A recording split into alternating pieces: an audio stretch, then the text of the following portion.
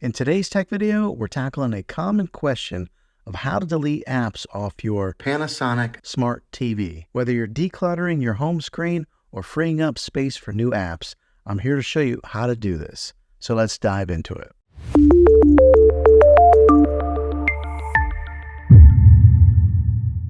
Deleting apps from your Smart TV is actually pretty straightforward. Start by accessing the app menu on your TV. Once you're in the app menu, find the app that you want to delete. It may be labeled as apps, applications, or something similar. Next, select the app and look for an option that says delete, remove, or install. This option might be located in a submenu or accessible through a long press on the app icon. A long press is just holding down on the app for 1 or 2 seconds. Once you've found the option, it might ask to delete or move the app.